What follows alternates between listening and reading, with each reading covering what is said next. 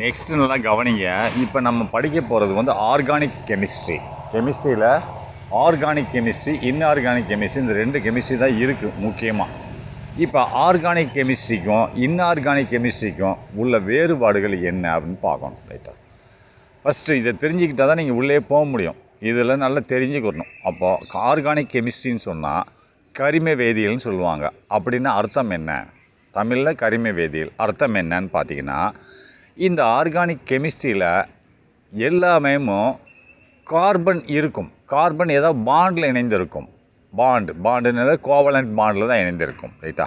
Covalent பாண்டுன்னு என்னது தெரியணும். அதேமாதிரி அயனிக் பாண்டில் கார்பன் இணையாது. அப்போ அயனிக் பாண்டுன்னு என்ன தெரியணும். ரைட்டா? இதெல்லாம் நல்லா தெரிஞ்சாதான். அதேமாதிரி வேலன்ஸ்னு என்ன, அதேமாதிரி வேலன்சின்னு என்ன, இதெல்லாம் தெளிவாக இருக்கணும். தெளிவாக இருந்தால் உள்ளே போக முடியும். மனப்பாடம் பண்ணால் மக்கு மாதிரி பண்ணால் ஒன்றும் பண்ண முடியாது. ரைட், சரி. இப்போது இன்ஆர்கானிக் கெமிஸ்ட்ரின்னு என்ன? அப்போ அது கனிம வேதியியல். அப்போ கனிமங்கள் சார்ந்தது, அதாவது உயிரற்ற பொருட்களை வைத்திருக்கக்கூடியது. ரைட்டா? அதில் உயிர் இல்லாத பொருட்கள் இருக்கும். ஆனால் இந்த ஆர்கானிக் கெமிஸ்ட்ரியில் இது கரிம வேதியியலில் உயிருள்ள பொருட்கள் இருக்கும். அப்போ இதில் என்ன உயிருள்ள பொருட்கள்னால், இப்போ நம்ம உடம்பில் இருக்கக்கூடிய செல்லுகள், தசைகள் எல்லாமே ஆர்கானிக் கெமிஸ்ட்ரியில் தான் வரும். எல்லாத்துலேயுமே கார்பன் இருக்கும். அதில் கூட என்ன இருக்கும்? ஹைட்ரஜன் இருக்கும். ரைட்டா? நைட்ரஜனை விட்டுருங்க, ஹைட்ரஜன் எஸ்பெஷலி கூட இருக்கலாம். ஆனால் முக்கியமாக கார்பன் தான் இருக்குது. அதனால தான் இதுக்கு கார்பனை சார்ந்த ஒரு கெமிஸ்ட்ரின்னு சொல்லுவாங்க. அதேமாதிரி இன்ஆர்கானிக் கெமிஸ்ட்ரின்னு சொன்ன என்னது? கனிம வேதியியல். அது என்ன? உதாரணத்துக்கு சொல்கிறேன் கேளுங்களேன். உப்பு, நம்ம சாப்பிட்ற உப்பு, தண்ணி, குடிக்கிற தண்ணி, இதென்ன உயிர் இருக்குது? அதில் ஆட்டம் இருக்கிறது, அதில் அணு இருக்கிறது, ஆனால் உயிர் இல்லை. ரைட்டா? அதேமாதிரி நம்ம போடுற துணி, இது எதில் வரும்? இதுக்கு உயிர் இல்லை, ஆனால் ஆர்கானிக் கெமிஸ்ட்ரியில் தான் வரும். ஆர்கானிக் கெமிஸ்ட்ரினா உயிருள்ள பொருட்கள் தான் வரும். இந்த துணி எதுலேருந்து வந்துச்சு? பருத்தி ஆடையிலேருந்து தானே வந்துச்சு. அந்த பருத்தி எங்கேருந்து வந்துச்சு? ஆடை எங்கேருந்து வந்தது? பருத்தியிலேருந்து வந்தது. அந்த பருத்தி ஒரு உயிரினம் இல்லையா? தண்ணி ஒரு உயிரினமா? கிடையாது. உப்பு ஒரு உயிரினமா? கிடையாது. அப்போ ஒரு பருத்தி என்ற ஒரு உயிரினத்திலிருந்து வந்த பருத்தியிலிருந்து வந்தது தான் நம்ம ஆடை. அப்போ இது எந்த கெமிஸ்ட்ரியில் வரும்? ஆர்கானிக் கெமிஸ்ட்ரியில் வரும். இதை நீங்கள் கவனமாக பார்க்கணும். இப்போ படிக்க போகும்போது கிளீனாக தெரிஞ்சுக்கணும். தெரிஞ்சால் மேலே போக முடியலன்னு ஒன்றுமே பண்ண முடியாது. இப்போ organic chemistry is the study of compounds of carbon. நல்லா கவனிங்க. ஆர்கானிக் கெமிஸ்ட்ரி என்பது, அதாவது கரிம வேதியியல் என்பது ஒரு படிப்பு. இஸ் எ ஸ்டடி, ஒரு படிப்பு. அந்த படிப்பில் என்ன இருக்குதுன்னு பார்த்தா ஆஃப் காம்பவுண்ட்ஸ் இருக்குது, கலவைகள் இருக்கின்றன. கலவைன்னு என்னது? ஒன்றுக்கு மேற்பட்ட பொருட்கள் இருந்தால் கலவைகள். இப்போ சாம்பார் ஒரு கலவை. பருப்பு குழம்பு கலவை கிடையாது. பருப்பு குழம்பு வைக்கிறது அம்மா வைக்கிறாங்கல்ல, அது கலவை. எந்த காய்கறி மிக்ஸ் பண்ணல இல்லையா? அப்போ சாம்பார்னால் கலவை. அப்போ இது ஆர்கானிக் கெமிஸ்ட்ரி என்பது, கரிம வேதியியல் என்பது இருக்கிறது. The study of compounds of carbon. அப்போது study of compounds of carbon, carbon, பல கார்பன்கள் இணைக்கப்பட்ட ஒரு படிப்பாக இருக்கிறது. ரைட்டா? இது இந்த காம்பவுண்டில் பல கார்பன்கள் இருக்கலாம், இல்லை கார்பன் இன்னொரு பொருள் கூடயும் இணைந்திருக்கலாம். அதுக்கு அப்படி பல கார்பன்கள். இதில் பார்த்தீங்கன்னா லாங் செயினாக இருக்கும். கோவலண்ட் பாண்டில் கார்பன் வந்து ஒரு கார்பன் இன்னொரு கார்பன் பல காம்பவுண்டு, பல லாங் செயினில் ஓடிட்டுருக்கோம். ரைட்டா? இதை நீங்கள் கல்லாக பார்த்துக்கோங்க. சரி, next. Carbon has a tendency to form more compounds with itself and other atoms. உதாரணமாக HONS அண்ட் ஹேலஜன்ஸ்ன்னு சொல்கிறான். தென் எனி அதர் எலிமெண்ட்ஸ் அப்படின்றான். நல்லா பாருங்கள். கார்பன் ஆனது ஹேஸ் எ டெண்டன்சி. என்னது? ஒரு குணங்களை கொண்டு இருக்கிறது, குணாதிசயத்தை கொண்டு இருக்கிறது. என்ன குணாதிசயம் கார்பனுக்குன்னு பார்த்தீங்கன்னா, டு ஃபார்ம் மோர் காம்பவுண்ட்ஸ். அது வந்து அதிகமான காம்பவுண்ட் கலவைகளை உண்டாக்க முடியும். அதால் டு ஃபார்ம்னா உண்டாக்க முடியும். மோர் காம்பவுண்ட்ஸ் வித் இட் செல்ஃப், தன்னைத்தானே வைத்துக்கொண்டு பல கலவைகளை உண்டாக்க முடியும். ஏன்னு சொன்னால், இப்போ 2 கார்பன் ஒன்று சேர்ந்துருச்சு அப்படின்னா அது ஒரு கலவை தானே. ஒரு கார்பன் தனியாக இருந்தால் அது கலவை கிடையாது. 2 சேர்ந்தால் அது ஒரு கலவை. 3 கார்பன் ஒன்று சேர்ந்தால் கலவை. 4 கார்பன் ஒன்று சேர்ந்தால் அது ஒரு கலவை. ஒன்று தன்னைத்தானேமு இணைத்து கொண்டு, பல கார்பன்களை இணைத்து கொண்டு ஒரு கலவையை உண்டாக்க முடியும். அண்டு அப்படி இல்லைன்னா மேலும் அதர் ஆட்டம்ஸ், வேறு அணுக்களோடு சேர்ந்து, வேறு அணுக்கள் யார்? ஹச்னா ஹைட்ரஜன், ஓனா ஆக்சிஜன், என்னு நைட்ரஜன், அண்ட் எஸ்னா சல்ஃபர், அண்டு ஹேலஜன் அப்படின்னு சொல்லும்போது இது ஒரு கனிமங்கள் தான். அண்ட் தென் அதர் எலிமெண்ட்ஸ், அது போக வேறு எலிமெண்ட்டு கூட இது சேர்ந்து ஒரு காம்பவுண்டை உண்டாக்க முடியும். இதுதான் குணாதிசயங்கள். ஏன்னு சொன்னால் இப்போ கார்பனுக்கு அட்டாமிக் நம்பர் என்னது? அட்டாமிக் நம்பர் கேட்குறேன், மாஸ் நம்பர் கிடையாது.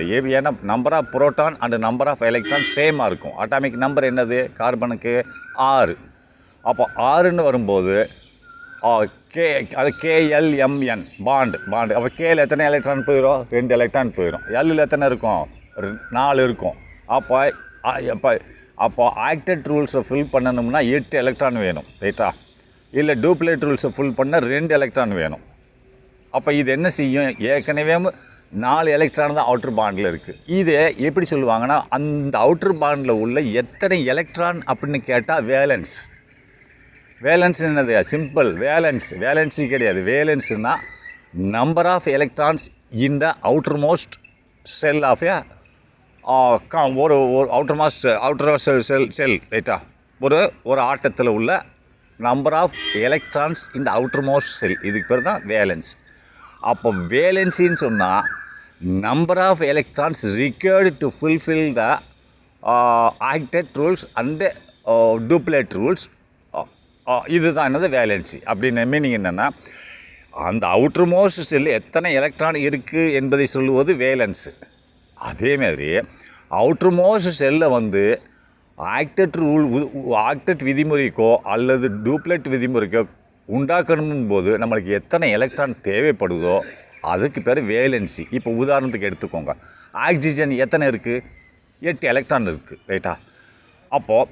இப்போ ஆக்சிஜன் ஃபஸ்ட் ஆர்பிட்டில் 2 எலக்ட்ரான் போயிடுச்சு. செகண்ட் கேல போயிடுச்சு. எல்லில் எத்தனை எலக்ட்ரான் இருக்கிறது? 6 எலக்ட்ரான் இருக்கிறது. இங்கே இப்போ சொல்லுங்கள் பார்க்கலாம் எப்படி வேலன்ஸ் என்னது அப்படின்னா, இது எத்தனை எலக்ட்ரான் இருக்கிறதோ அதுதான் வேலன்ஸ். 6 எலக்ட்ரான் தான் வேலன்ஸ், ரைட்டா? வேலன்ஸின்னு என்னது? அப்போ 2 எலக்ட்ரான் தேவைப்படுது. அதுக்கு எதுக்கு தேவைப்படுது? ஆக்டட் ரூல்ஸை ஃபுல் பண்ணுறதுக்கு 2 எலக்ட்ரான் தேவைப்படுது. அப்போ வேலன்சி ஆஃப் ஆக்சிஜன் இஸ் 2. அப்போ வேலன்ஸ் ஆஃப் ஆக்சிஜன் இஸ் 6. நல்லா கவனமாக பார்த்துக்கணும். கோட்டை விட்டிங்கன்னா நம்ம மேலே போகிறது புரியாது, right? The tendency of an atom to form a chain of bonds அப்படின்றான். The tendency குணங்கள் ஆஃப் an atom, ஒரு அணுவின் ஒரு குணமானது எதற்கு குணம் தேவைப்படுகிறது என்றால் டு ஃபார்ம்னா உண்டாக்குவதற்கு. எதை உண்டாக்குவதற்கு? அடுத்த கொஸ்டின் வருது இல்லையா? A chain of bond. Chain of பாண்டுனா இணைப்பு. என்ன மாதிரி இணைப்பு? பாண்டிங் இணைப்பு. நல்லா பார்த்துக்கோங்க. பாண்டுன்னு சொல்கிறேன். பாண்டுனாலே கோவலண்ட் பாண்டு தான். கோவலண்ட் பாண்டு என்னது? இப்போது நம்மகிட்ட 6 எலக்ட்ரான் இருக்கிறது லாஸ்ட் ஆர்பிட்டில் ஆக்சிஜனில். 8 தானே மொத்தம்? 6 இருக்கிறது. அதுக்கு இன்னும் 2 தேவைப்படுதுன்னு வச்சுக்கிறோமே. அப்போ ஒரு 2 ஹைட்ரஜன்கிட்ட போயிட்டு ஹைட்ரஜன்கிட்ட 1 இருக்குது, அது 1 இதுக்கு 1 கொடுக்கும். இதிலேருந்து 1 எடுத்து அது ஆக்டட் ரூல்ஸ், அது டூப்ளேட் ரூல்ஸை ஃபுல் பண்ணிக்கிறோம். அப்போ இன்னொரு ஹைட்ரஜன் என்ன செய்யும்? இதுக்கு ஒரு எலக்ட்ரானை கொடுக்கும். அப்போ இதில் ஒரு ஷேர் பண்ணிக்கிறோம், எலக்ட்ரானை ஷேர் பண்ணிக்கிறோம், பகுந்துக்கிறோம். இப்போ நம்ம அந்த காலத்தில் விவசாயம் பார்த்துருக்கீங்களா? ஏன்னா பணக்காரன் கிடையாது, அப்போ இன்னொருத்தன் பணக்காரன் கிடையாது. அப்போ நான் 1 மாடு தான் வச்சுருப்பேன், எனக்கு உழுவுறதுக்கு 2 மாடு வேணும், ரைட்டா? எத்தனை மாடு வேணும்? 2 மாடு வேணும். அப்போ தான் உழுகவோ வண்டி அடிக்கவோ முடியும். அப்போ என்ன பண்ணுவேன்? 1 மாடு தான் வாங்க தைரியம் இருக்குது. அப்போ என்ன பண்ணுவான்? இன்னொரு குடும்பத்துக்கார 1 மாடு வச்சுருப்பான். நாங்கள் என்ன சொல்லுவோம்? ஒரு நாள் அவன் மாடை நான் யூஸ் பண்ணிக்கிடுவேன், நான் உழுவேன். இன்னொரு நாள் ஏன் மாடை அவன் யூஸ் பண்ணிட்டு உழுவான். முடிஞ்சா பாண்டிங். 2 இணைப்பை ஆயிடுச்சா? வேலை முடிஞ்சிச்சா? இன்றைக்கி தேதியில் அவன் மாடை நான் எடுத்துகிட்டு போய் என் மாடை வச்சு உழுதுட்டு வந்துடுவேன். நாளைக்கு ஏன் மாடை அவன் எடுத்துகிட்டு போய் உழுதுட்டு வந்து கொடுத்துருவான். இதுதான் பாண்டிங், ரைட்டா? இன்னொன்று இருக்குது. என்ன இருக்கிறது? அயனிக் பாண்டுன்னு ஒன்று இருக்குது. இப்போ அயனிக் பாண்டு என்னென்னா, நல்லா கவனிக்கணும். இது அயனிக் பாண்டுக்கு உட்படாது கார்பன். அயனிக் பாண்டுனா லாஸ்ட் ஆர்பிட்டில் உள்ளது ஒன்று நம்ம இழந்துடணும், இல்லை ஒன்று வேறு அணுகிட்டேருந்து பெற்றுடணும். அப்போ இழந்தால் பாசிட்டிவ் அயன். நல்லா பார்த்துக்கிங்களா? பாசிட்டிவ் அயன் ஆயிரும். இப்போ உதாரணத்துக்கு இப்போ நம்ம கார்பன் ஆக்சிஜனுக்கு எத்தனை இருக்கிறது? 6 இருக்குது. அப்போ 2 எலக்ட்ரானை வேறு எங்கேயாவது பெர்மனண்ட்டாக வாங்கிடுச்சுன்னா, பாண்டிங் கிடையாது, பெர்மனண்ட்டாக வேறு இருந்து வாங்கிடுச்சுன்னு சொன்னால் 8 எலக்ட்ரான் வந்துடும். அப்போ இதில் என்னது? மைனஸ் வரும். ஏன்னா இதில் 2 எலக்ட்ரான் கூடிச்சா எதோட புரோட்டானை விட. அப்போ இது என்னது? ஆனியான்னு சொல்லுவாங்க, ரைட்டா? கேட்டையான்னா புரோட்டான் கூட இருக்கணும், எலக்ட்ரான் கம்மியாக. ரெண்டு வாங்கிடுச்சு பெர்மனண்ட்டான்னு சொன்னால் எலக்ட்ரான் கூட இருக்கிறது நெகட்டிவ்லி சார்ஜ், ரைட்டா? அப்போ ரெண்டை கொடுத்துருச்சு அப்படின்னு சொன்னால் புரோட்டான் கூட இருக்கிறது அப்போ பாசிட்டிவ்லி சார்ஜ். அப்போ பாசிட்டிவ்லி சார்ஜ் அயன்ஸ். நல்லா பார்த்தீங்க, அயனிக் பாண்டில் அயன் தான் வரும். கொடுத்தாச்சு இல்லை வாங்கியாச்சு பெர்மனண்ட்டாக பாண்டிங், கோவலண்ட் பாண்டிங் இல்லாமல், புரியுதா? எப்பயுமே கார்பன் அயனிக் பாண்டுக்கு போகவே போகாது. நல்லா கவனிக்கணும். கார்பன் ஓன்லி கோவலண்ட் பாண்டில் தான் வரும். இதை நீங்கள் நல்லா பார்த்துக்கிட்டு தான் அடுத்த பாண்டிங் வரும்போது தெரியலைன்னு சும்மா வராது, பார்த்துக்குங்க. இப்போ பாண்டிங் அது மைனஸ் ஆயிரும், ரைட்டா? இப்போது பாசிட்டிவாக இருந்துச்சு, புரோட்டான் ஜாஸ்தியாக இருந்தால் கேட்டியான்னு சொல்லுவாங்க. அதேமாரி ரெண்டு எலக்ட்ரானோ ஒரு எலக்ட்ரானோ ஜாஸ்தியாக இருந்துச்சுன்னு சொன்னால் ஆனியான்னு சொல்லுவாங்க. நல்லா கவனிச்சுக்கோங்க. The tendency of an atom to form a chain of bonds. Chain ஆஃப்னா பாண்டோட தொடர்புகள், ரைட்டா? உதாரணத்துக்கு அது ரெண்டு இப்போ நான் படமே வரைஞ்சி காமிக்கிறேன் பாருங்கள். இப்போ ஒரு இதுக்கு என்னது எத்தனை இருக்குது?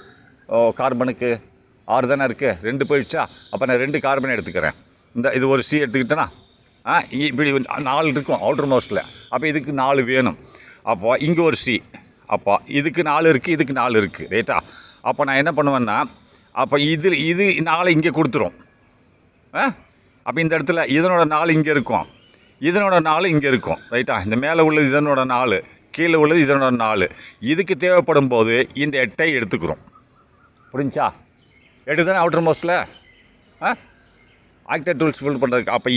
அப்போது இதுக்கு தேவைப்படும் போது இது இந்த 8ஐ எடுத்துக்கிறோம், தன்னோட 4ஐ எடுத்துக்கிறோம், அதனோட 4ஐ எடுத்துக்கிறோம். இதை கோவலண்ட் பாண்ட், புரியுதா? இப்படியே இந்த கார்பன் பாண்டிங் போட்டுக்கிட்டே போகலாம். இன்னொரு பாண்டு 3 பாண்டு போட்டு காமிக்கிட்டா? இங்கே பாருங்கள்.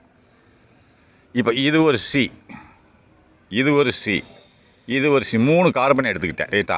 இது இந்த மொதல் சி என்னது? இது 2வது சி, இது 3வது சி. மொதல் சி 4 இருக்குது லாஸ்ட்டில், அது 4 இங்கே கொடுத்துருது. அப்போ 2வது சி 4 இருக்குது, 4 இங்கே கொடுத்துருது. அப்போ 8 ஆகிப்போச்சா? சென்டரில் 8 இருக்குது, 2க்கு நடுவில். அப்போ இங்கே பாரு, இந்த சி மீது 4, இந்த சி இருக்கு இல்லையா? இந்த சி என்ன பண்ணுறது? இது இந்த 4 கொடுத்துருது, இங்கே கொடுத்துருது. எதுக்கு? இந்த பாண்டு கொடுத்துருது 4, ரைட்டா? புரியுதா? 4 கொடுத்துருது. இப்போ இந்த சிக்கு வந்து இங்கே இதனோட 4 இங்கே இருக்குது, இதனோட 4 இங்கே இருக்குது. அப்போது இது என்ன செய்யும்? அப்போ இந்த பாண்டு இதுக்கு 8 ஆகிப்போச்சு, ரைட்டா? 8 எடுத்துகிட்டு இது ஒர்க் பண்ண ஆரம்பிச்சிடும். அப்படியே இது பாண்டிங்கில் போய்கிட்டே இருக்கும். ஏற்கனவே இதுக்கு ஒரு 4 இருக்குது, இது 4 கொடுத்துருக்கு, ரைட்டா? 4 கொடுத்துருக்கு. அப்போ இது என்ன பண்ணோம்னா 8,000. இப்போ ஒரு சைடில் தான் கொடுப்பாங்க, ஒன்று கூட தான் இணைப்பு. இது இண்டிபெண்ட் இணைப்பு எப்படி வரும்னு சொல்கிறேன் கேளுங்க. இண்டிபெண்ட் இணைப்பு வந்து 1/1 தான் வரும். சரி, படம் வரையும்போது வரைஞ்சி காமிக்கிறேன். சரி. The tendency of an atom to form a chain of bonds with the atoms of the same element is the called catenation அப்படின்றான். கேட்டினேஷன் என்னது? ஒரு அணு அதே அணு கூட பாண்டிங் ஏற்படுத்துவதற்கு பேர் தான் கேட்டினேஷன். நல்லா பார்த்துக்கோங்க. த டெண்டன்சினா குணம் ஆஃப் அன் ஆட்டம். ஒரு ஆட்டத்தோட குணமானது எதற்கு? டு ஃபார்ம் உண்டாக்குவதற்கு. எதை? Chain of bonds. ஒரு செயின்னா இணைப்பை உண்டாக்குவதற்கு. With the atoms of the same element. அதே எலிமெண்ட்டில் உள்ள அதே ஆட்டமாக தான் இருக்கணும். அப்போ ஒரு கார்பன் இன்னொரு கார்பனு கூட பாண்டிங் ஏற்படுத்துவது. சேம் தானே? Same carbons. அப்படி செய்தால் அதற்கு பேர் என்னது? கேட்டனேஷன் என்று சொல்லப்படுகிறது. சரி, next. The high strength of carbon to carbon bond is responsible for its catenation property. அப்போ இதில் தான் அதிகமான வலிமை இருக்கிறது. ஒரு கார்பன் இங்கே, இன்னொரு கார்பன் அங்கே, ரெண்டுமே பாண்டிங், கோவலண்ட் பாண்டிங்கில் இருக்கிறது, ரைட்டா? இஸ் ரெஸ்பான்சிபிள் பொறுப்பு இருக்கிறது. எதற்கு? For its catenation property. இதுதான் 2 கார்பன் அணுக்கள் இணையும் போது ஹை ஸ்ட்ரென்த் இருக்கிறது, ரைட்டா? அது வந்து கேட்டினேஷன் தானே. ஒரே ஆட்டம் இன்னொரு அதே ஆட்டத்து கூட இணையும் போது பாண்டிங்கில் வரும்போது தட்ஸ் கால்ட் கேட்டினேஷன், ரைட்டா? அதை தான் சொல்லியிருக்கேன். அந்த கேட்டினேஷன் குணம், ரைட்டா? Property. The word organic means derived from the living organism. நல்லா பாருங்கள். இந்த வார்த்தையானது ஆர்கானிக் என்ற ஒரு வார்த்தை, கரிமம் என்ற ஒரு வார்த்தை எங்கேருந்து வந்தது அப்படின்னு கேட்டிங்கன்னா அதோட அர்த்தம் என்ன அப்படின்னு கேட்டால் டிரைவ்டுனா பெறப்பட்டது. எங்கேருந்து பெறப்பட்டது? ஃப்ரம் த லிவிங் ஆர்கனிசம், உயிர் உள்ள அதாவது உயிர் வாழும் ஆர்கனிசம்னா உயிரிகள். இப்போ ஆர்கனிசம்னா ஆர்கனிசம் எதில் இருக்கும்? செல்லுக்குள்ளே தான் இருக்கும் ஆர்கனிசம், ரைட்டா? நம்ம உடம்புல இருக்கக்கூடிய செல்லுகளே கண்ணுக்கு தெரியாது, மைக்ரோஸ்கோப்பில் தான் பார்க்கணும். அதுக்குள்ளே இருக்கிறது ஆர்கனல்ஸ்னு சொல்கிறோம்ல, ஆர்கனல்ஸ் இருக்கும். அதெல்லாம் சேர்த்து ஆர்கனிசம்னா உறுப்புகள். நம்மளோட உறுப்பு, கிட்னி ஒரு உறுப்பு, லிவர் ஒரு உறுப்பு, ஹார்ட் ஒரு உறுப்பு, கண் ஒரு உறுப்பு, பிரெயின் ஒரு உறுப்பு, ரைட்டா? அதெல்லாம் உயிர் வாழக்கூடிய உயிர் உறுப்புகளில் இருந்து பெறப்பட்ட வார்த்தை தான் ஆர்கானிக் அப்படின்னு சொல்கிறான், ரைட்டா? அப்போ உயிருள்ள பொருட்களை குறிப்பது தான் ஆர்கானிக், ரைட்டா? சரி, நெக்ஸ்ட்டு செல்ஸ். அது cell the basic unit of living thing. அதாவது செல் என்பது, செல்கள் தானே இருக்கிறதுலே ஒரு அடிப்படை அழகாக இருக்கிறது. எதற்கு? ஒரு லிவிங் திங்ஸ், உயிர் வாழும் ஒரு பொருளுக்கு. இப்போ நானே உயிர் வாழ்கிறேன், என் உடம்புல இருக்கிறதுலே சின்ன பொருள் என்னது? செல்லு தான். என் உடம்புல எல்லா இடத்துலையும் செல் இருக்குது. அது ரொம்ப மிக சிறிய பொருள். அதுக்கு உள்ள இன்னொரு பொருள் இருக்குது, ஆர்கனல்ஸ்னு சொல்லுவாங்க. அது வந்து சிறிய பொருள்னு சொல்ல மாட்டாங்க. இதுதான் இருக்கிறதுல எல்லா உயிரினத்திலையும் சிறிய பொருள்கள், தாவரத்துலேயும் இருக்குது, ரைட்டா? செல் என்பது த பேசிக் யூனிட், ஒரு அடிப்படை அழகாக இருக்குது. அடிப்படை அதுதான் சிறிய பொருள்ன்றான். இதில் ஆஃப் லிவிங் திங்ஸ், உயிர் வாழக்கூடிய பொருட்களில், உயிரினங்களில், அதுக்கு பேர், ரைட்டா? செல் என்பது தான் ஒரு அடிப்படை அழகாக இருக்கிறது, ஒன்று. ரெண்டாவது கன்சியூம்ஸ் என்னது? அது சாப்பிடுது இல்லையா, உணவு சாப்பிடுது இல்லையா, அந்த உயிரினம் உணவு உட்கொள்ளுது இல்லையா, அதுலேயும் செல் இருக்கிறது, ரைட்டா? கன்சியூம்ஸ். அண்டு மூணாவது creates and consist of mainly organic compounds. அதுக்கடுத்து சாப்பிட்டதுக்கப்புறம், இப்போ நான் சோறு சாப்பிட்றேன், எனக்கு சோறாக போய் அங்கங்கே உட்காருது, தொண்டையிலேருந்து அந்த ஸ்டொமக் வரைக்கும் தான் சோறை அது அரைச்சி போகும். வாயிலே அறவே ஆரம்பிச்சிருவாங்க. அரைச்சி வாயில் இந்த உமிழ்நீர் வருது இல்லையா, அந்த உமிழ்நீர் என்ஜைம், அது வந்து ஒரு சரியான ஒரு பொருள். உமிழ்நீர் இல்லைன்னு சொன்னால் நம்மளுக்கு அறவே கிடையாது. அதில் மிக்ஸ் ஆன உடனே அது கூழ் மாதிரி தொண்டைக்குள்ளே போயிடும். அதுக்கெல்லாம் ஸ்டொமக்குள்ளே போன உடனே, வகுத்துக்குள்ளே போன உடனே அங்கே ஒரு ஆசிட் சுரக்கும். அந்த ஆசிட்டோட மிக்ஸ் ஆகும். இந்த சோறு மிக்ஸ் ஆகி பஸ்பமாக போயிடும். அடுத்து அது அங்கேருந்து எங்கே போகும்? ஸ்மால் இன்டெஸ்டினுக்கு போகும், சிறுகுடலுக்கு. சிறுகுடல் என்ன செய்யும்? எகைன் பிரிக்கும், ரைட்டா? சிறுகுடலிருந்து பிரித்து பெருங்குடலுக்கு போகும், மலம் தனியாக போகும், ரைட்டா? அது மலம் எங்கே போகும்? ரெக்டமுக்கு போகும், மலக்குடலுக்கு போகும். அங்கேருந்து எங்கே போகும்? ஆய் போயிடும். வெளியில் இருக்கல ஆனஸில் போயிடுது, ரைட்டா? இங்கே கிட்னின்னு வரும்போது இது வழியாக யூரின் போயிடுது. மீதி எல்லாம் என்ன பண்ணும்? இந்த லிவர் மூலிமா அப்சர்வ் பண்ணி குளுக்கோஸாக மாற்றும், ரைட்டா? இதை தான் சொல்கிறான். என்னது? இந்த சாப்பிட்ற உணவு குளுக்கோஸாக மாற்றப்படுகிறது. அதை தான் என்ன சொல்கிறான் பாருங்கள். And consist of mainly organic compounds அப்படின்ட்டா. அப்போ கிரியேஷனை உண்டாக்குகிறது. எதை? நீ சாப்பிட்றது, அது கன்சியூம்ஸ்னு சாப்பிட்றத கிரியேஷனை உண்டாக்குகிறது. இதை இந்த உணவை குளுக்கோஸாக மாட்டுகிறது. குளுக்கோஸ் வேறு, கிளைக்கோன் வேறு. கிளைக்கோன்னா என்ன தெரியுமா? லிவரில் குளுக்கோஸை சேமித்து வச்சுருக்கக்கூடிய மொத்த பொருள்கள் தான் கிளைக்கோன், ரைட்டா? அது எப்போ அது நீ இப்போ சாப்பிட அதிகமாக சாப்பிட்ற, டெய்லி லிமிட்டாக சாப்பிடணும். ஒரு மனுஷனுக்கு 1 கிலோ வெயிட் இருந்தான்னா அவனுக்கு 1 கிராம் ப்ரோட்டீன் தான் தேவைப்படும். எனக்கு 100 கிலோ வெயிட் இருக்குன்னா 100 கிராம் தான் சாப்பிடணும். நான் அவட 200 கிராம் சாப்பிட்டுட்டே வந்தாலும் மினி 100 கிராம் எங்கே போகும்? அது கிளைக்கோனாக மாறி ஸ்டோர் பண்ணி வச்சுருக்கோம் லிவரில். ஒரு 2 நாள் நான் சாப்பிடல, அப்போ அந்த நேரத்தில் என்ன பண்ணால் அதை ரிலீஸ் பண்ணி குளுக்கோஸாக மாற்றும். திருப்பி குளுக்கோஸை எதுவாக மாற்றி வச்சுருக்கோம்? கிளைக்கோனாக மாற்றி வச்சுருக்கோம். எங்கே? லிவரில். அது நான் 2 நாளாக சாப்பிடலன்னு வரும்போது, அந்த பசியை இருக்கும்போது அந்த கிளைக்கோன் என்ன ஆகும்? அப்படியே ரிவர்ஸ் ஆகி குளுக்கோஸாக மாதிரி எனக்கு எனர்ஜி கொடுத்துரும். போதுமா? சிம்பிள் லாஜிக் படிக்கும் பார்த்துக்கோங்க. Cell the basic unit of living things. அதாவது செல் என்பது தான் அடிப்படை பொருளாக இருக்கிறது ஒரு உயிர் வாழ்நர்கள். அது கன்சியூம்னா உண்ணுகிறது. கிரியேட் அண்ட் கிரியேட்னா உண்டாக்குகிறது, அண்ட் கன்சிஸ்ட்னா வைத்திருக்கிறது. Mainly organic compounds. Organic compound தான் வைத்திருக்கு. எல்லாமே ஆர்கானிக் காம்பவுண்ட். செல்லில் இருக்கக்கூடிய அனைத்தும் ஆர்கானிக் காம்பவுண்ட்ஸ். சரி, நெக்ஸ்ட்டு டிஎன்ஏ. நம்ம இதில் டிஎன்ஏ இருக்குல்ல, டிஎன்ஏ ஆர்என்ஏன்னு சொல்கிறோம் இல்லையா? அப்போ டிஎன்ஏ த ஜெனட்டிக் மெட்டீரியல். ஜெனட்டிக் மெட்டீரியல் என்னது? நம்மளோட பரம்பரையை காமிக்கக்கூடிய பொருட்கள். ஜீன் சொல்கிறாங்கல்ல, ஜீன். நான் எங்கள் தாத்தா மாதிரி இருப்பேன், இல்லை எங்கள் அப்பா மாதிரி இருப்பேன், இல்லை எங்கள் அம்மா மாதிரி இருப்பேன். அதனால் ஜெனட்டிக் மெட்டீரியல் சொல்கிறேன். ஜீன் பொருட்கள். அண்டு லிப்பிட்ஸ் என்னது? ஃபேட், கொழுப்புகள். இவைகள் அனைத்தும் என்னவாக இருக்கிறது? ஆர்கானிக் காம்பவுண்டாக இருக்குது. சரி, அடுத்த வீடியோவில் பார்ப்போம்.